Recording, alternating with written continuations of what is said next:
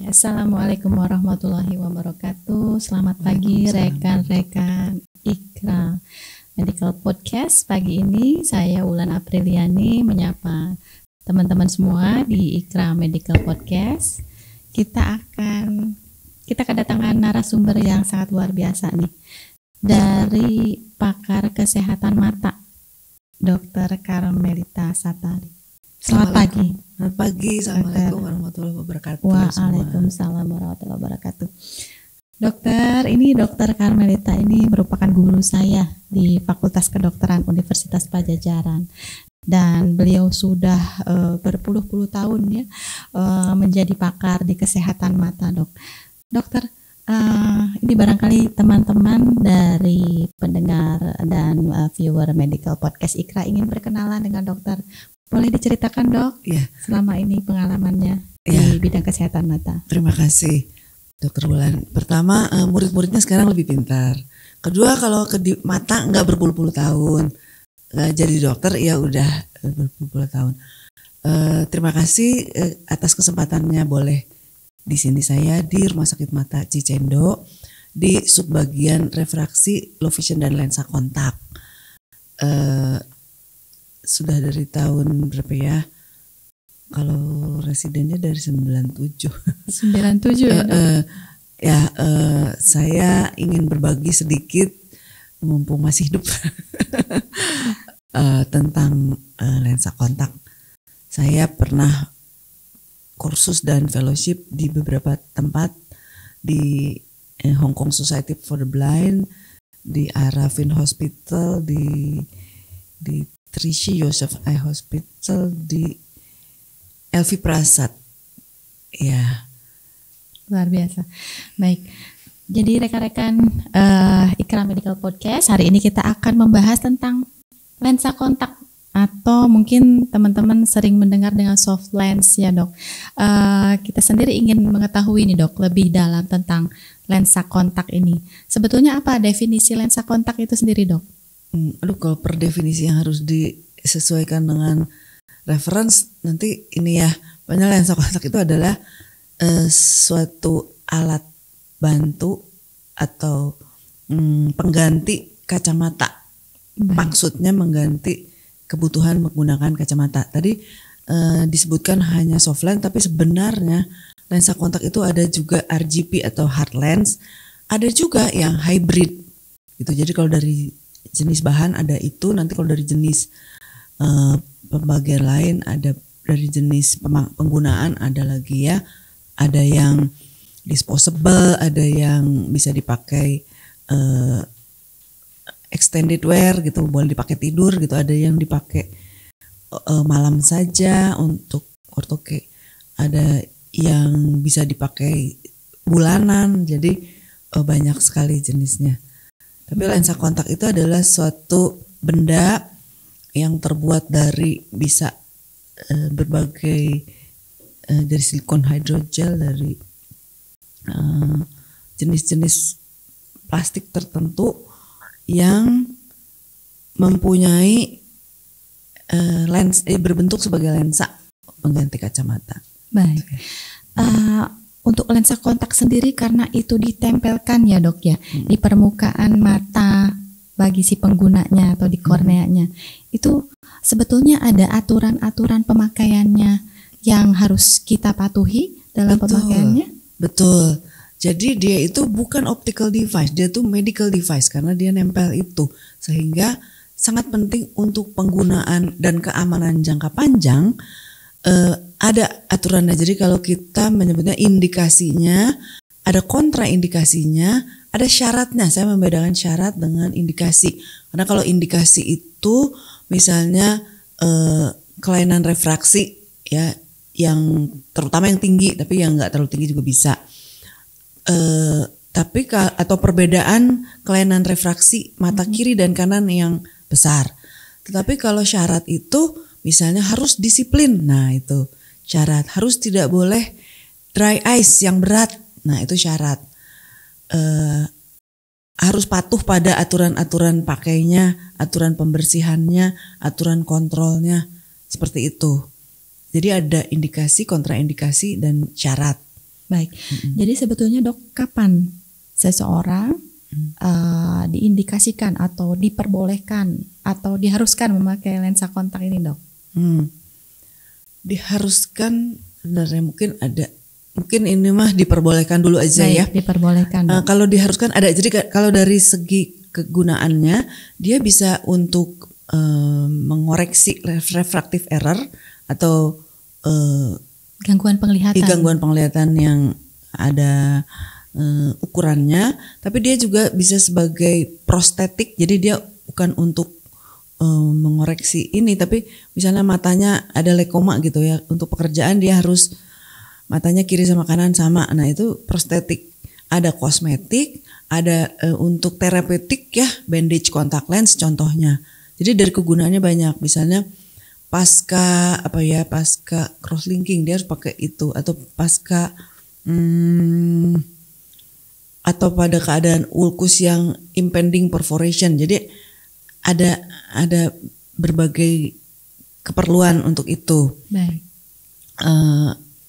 Nah itu masing-masing tentu aja juga berbeda bahannya, berbeda ketahanannya, sehingga spesifik masing-masing itu ada ininya ya. Baik. Ada syaratnya. Baik. Kalau untuk gangguan penglihatan sendiri ya dok ya, ketika pasien itu menerima resep dari dokter mata, kemudian ada resep kacamata minus berapa kanan, minus berapa kiri.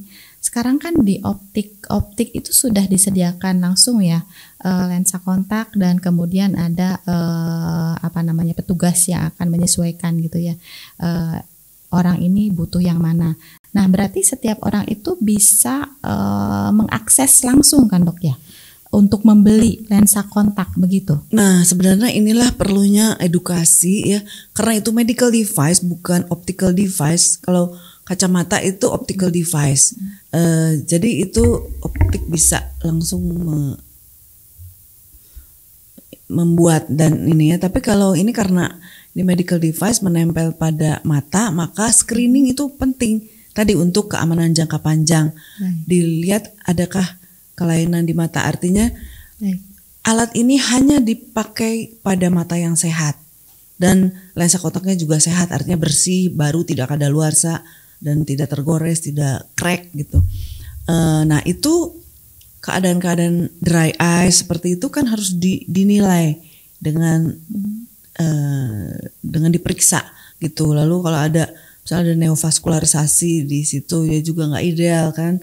Terus ada berbagai kelainan mata yang tidak boleh digunakan itu lensa kontak, atau digunakannya tertentu, misalnya keratokonus dia kan yang terlalu mancung gitu ya, itu ada special design kontak lens gitu, sehingga perlu sebenarnya memang untuk men-screening dengan baik untuk keamanan jangka panjang.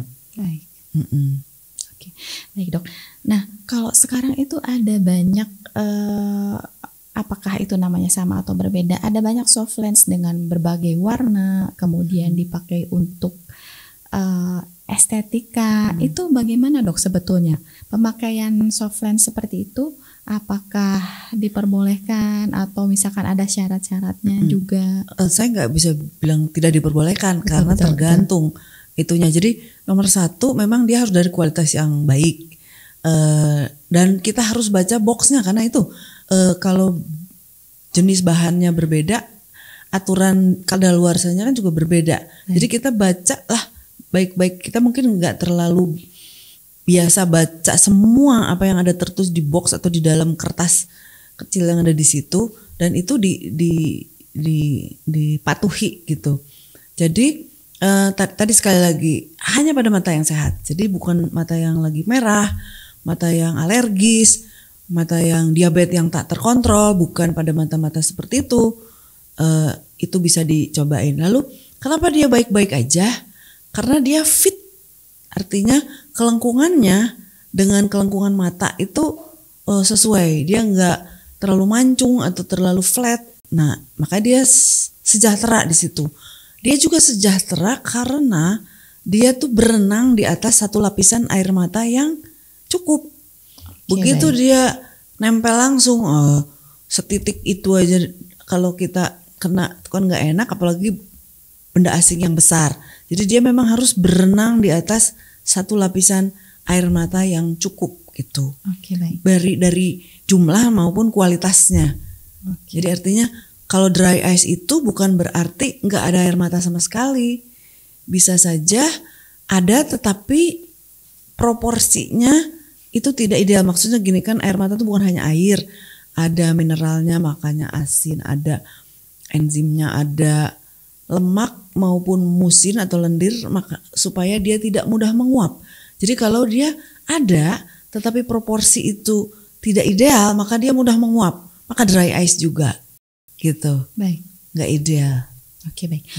Jadi dok, apakah ketika memakai soft lens itu diharuskan untuk rutin memakai tetes mata atau bagaimana?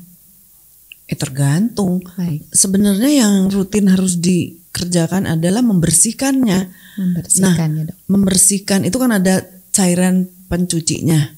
Nah, kadang-kadang ada yang masih juga belum jelas bahwa cairan pencuci itu sabun lah gitu golongannya ya. Sama seperti pakaian, kalau kita cuci kan harus dibilas. Karena si sabun itu iritatif buat kulit kita. Lah, lensa kontak juga begitu. Oke, dia dibersihkan, memang dia bersih. Tetapi selama sabunnya belum dibilas, maka dia iritatif untuk mata. Maka dia harus dibilas oleh cairan yang komposisinya mendekati air mata, pH-nya, ini itunya mendekati air mata sehingga tidak iritatif buat mata.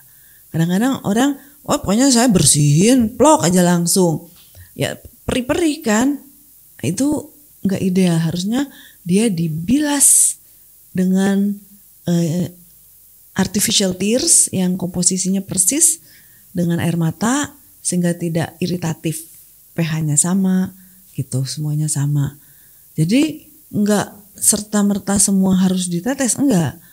Mungkin kalau yang ada slight dry ice lalu dia perlu untuk wisuda misalnya, bolehlah dia pakai slight ya, tapi ya dry ice bukan dry ice berat loh. Dia ditetesin dengan air mata buatan di antara waktu wisudanya gitu supaya nggak kering. Gitu. Jadi dok, kalau saya rangkum tadi, mungkin para viewer nih belum tahu dok, pembagiannya lensa kontak atau tadi soft lens itu sendiri ada yang hard, ada yang soft, kemudian dari segi pemakaian ada yang jangka panjang, ada yang jangka pendek. Ya, itu jangka panjang, jangka pendeknya itu maksudnya dalam hitungan jam atau hari atau bagaimana dok? Mungkin para viewer ingin tahu. Ya, jadi kenapa diadakan seperti itu? Karena bahannya berbeda.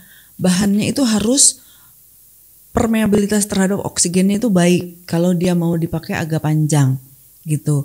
Kalau tidak, dia ada batasnya. Nah makanya bacalah boxnya, dia tuh jenisnya mana, dia idealnya dipakai bagaimana itu. Kalau disposable tentu lain lagi. Dia diharapkan tidak dipakai jangka panjang, dia dibuang, disposable namanya juga. Gitu. Untuk disposable itu pemakaiannya dalam waktu jam, berjam-jam atau misalkan 12 jam atau misalkan 16 jam atau bagaimana? Bacalah boxnya. Oke, baik. Jadi beda-beda ya dok ya? Ya intinya itu disposable loh, jangan dipakai seminggu 2 minggu gitu. Itu dibuang loh.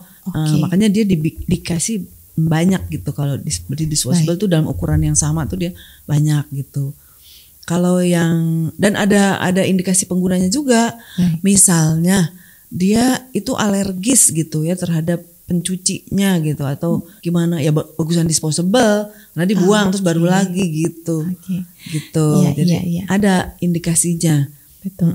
Jadi untuk pemakaian jangka pendek resiko untuk alerginya lebih rendah ya sebetulnya dok ya? Karena biasanya yang merupakan alergen itu adalah pengawet dari bahan pencucinya gitu. Siap dok. Gitu. Oke, baik dok. Dok, untuk orang-orang yang sudah mengalami operasi mata nih, misalnya sekarang kan sudah tren lasik ya dok ya. Nah, apakah bisa memakai lensa kontak? Tetap aja dia di screening lagi tadi ya, nggak ada kontraindikasi. Lagi infeksi atau mata kering yang berat atau lagi hamil, menyusui segala macam itu tetap aja di screening lagi gitu. Jadi bisa iya bisa enggak tergantung screeningnya. LASIK-nya punya screening sendiri, lensa kontaknya punya screening sendiri. Tapi kan dia di LASIK itu maksudnya supaya nggak usah pakai kacamata atau lensa kontak. Betul. Baik. Gitu. Nah dok, untuk dokter sendiri kalau misalnya nih menganjurkan para viewer nih untuk memakai lensa kontak, apa saja yang tidak diperbolehkan para viewer lakukan ketika memakai lensa kontak? Oh ya, jadi kalau dia yang biasa itu sebaiknya umumnya ya, nanti beda-beda, ada yang extended wear bisa lebih 8 jam gitu ya. Jadi jangan dipakai tidur lah, walaupun sengantuk-ngantuknya. Tapi ada loh ortho-K itu lensa justru dipakai malam hari. Iya, supaya tidak usah pakai lensa ataupun kacamata di pagi hari. Jadi ada yang begitu. Ya, Ortho-K ya dok, Ortho-K ya. Khusus untuk itu ya viewer ya. Ya, untuk pengganti kacamata juga tapi yang mild lah gitu. Terus jangan mencuci dengan yang tidak seharusnya. Tap water nggak boleh.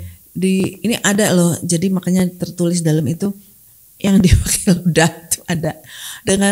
Dengan pokoknya cucilah dengan cairan peruntukannya sendiri gitu, ya. Terus jangan dipakai berenang. Jangan dipakai berenang ya viewer ya. Berenang terus dipakai lagi gitu ya. Kalau berenang terus pakai goggle terus dibuang ya udahlah gitu. Jadi sebenarnya untuk berenang kan goggle tuh ada yang ada ukurannya juga loh. Cuman mungkin nggak semua ada kalau nyetoknya ya. Tapi bisa dibikin, tentu aja mahal. Jadi bisa custom itu goggles untuk berenang itu. Itu lebih baik daripada kita pakai lensa kontak terus pakai goggle. Itu sesudahnya langsung buang itu. Gitu. Jadi tadi untuk lensa kontak yang memang bukan untuk dipakai tidur, yang tadi itu memang sebaiknya tidak dipakai pada saat viewer tidur ya. Walaupun sengantuk-ngantuknya. Walaupun sengantuk-ngantuknya. Dugem-dugemnya capek gitu ya. Buka dulu ya dok ya. Iya. Baik. Nah dok, apakah ada kecenderungan nih alergi dari bahan-bahan tertentu dari lensa kontak sendiri? Ya tentu dia sudah dipilihin bahan yang paling kompatibel dengan mata kita. Kabarnya yang paling menyebabkan alergi itu adalah cairan pencucinya, dan bukan seluruh bagian dari cairan pencuci, pengawet dari cairan pencuci. Gitu. Tapi orang kan bisa alergi terhadap apapun kan ya. Jadi kalau dia hipersensitif ya nggak usah pakai lensa kontak lah misalnya. Kan ada pilihan LASIK. Baik dong. Jadi memang ada aturan-aturan, ada syarat-syarat ya, ada indikasi dan kontraindikasi juga ya dalam memakai lensa kontak ya dok ya. Oke, dokter, untuk penutup dok, silakan dok kalau ingin menyampaikan saran-saran terhadap viewer dok. Ya, sahabat-sahabat yang baik semua, lensa kontak sekarang sudah banyak sekali, cepat sekali ininya, merek barunya ada, tapi kita harus selalu berhati-hati untuk penggunaannya. Tidak semua ideal menggunakan lensa kontak untuk keamanan jangka panjang. Jadi harus di screening. Tadi mungkin yang sudah disampaikan apa yang boleh apa yang nggak boleh. Tapi orang yang udah pernah di screening dengan baik, bisa nggak di tengah-tengah tiba-tiba nggak boleh? Bisa. Kalau matanya merah dengan alasan apapun, kalau matanya lagi sakit, walaupun sebelumnya dia lolos screening, mau alasannya wisuda, mau alasannya nikah, nggak boleh pakai lensa kontak. Gitu. Jadi panjang ya. Gak apa-apa dok, silakan dok. Ya intinya periksa sebelum, lalu selama menggunakan, kontrol berkala. Begitu ada keluhan, stop dipakainya, artinya jangan dipakai dulu, periksakan, dan kalau perlu diobati dulu. Gitu. Walaupun mudah mendapatkannya, konsekuensinya bisa panjang gitu kalau kita nggak hati-hati. Oke. Baik, Terima kasih dokter sudah berbagi ilmunya ya, sudah Sama-sama. sharing-sharing di sini pagi ini. Dokter Carmelita di tengah kesibukannya ya viewer ya, gitu. Nah kita catat nih dari dokter Carmelita bahwa sebaiknya konsultasikan dulu dengan pakar kesehatan mata ketika viewer ingin memakai atau ya ingin menggunakan lensa kontak, baik itu jangka pendek atau jangka panjang ya dok ya, gitu. Silakan berkonsultasi dulu karena ada aturannya, ada syaratnya, ada indikasi, ada kontraindikasi yang kita semua harus perhatikan gitu viewer ya. Oke. Dan ada alternatif kalau dia nggak bisa sama sekali pakai lensa kontak, kan bisa cara lain. Tadi itu viewer ya. lasik atau operasi yang lain. Ya, jadi ada berbagai tindakan atau pengobatan dari pakar kesehatan mata untuk mengatasi masalah mata pada viewer gitu ya dok ya.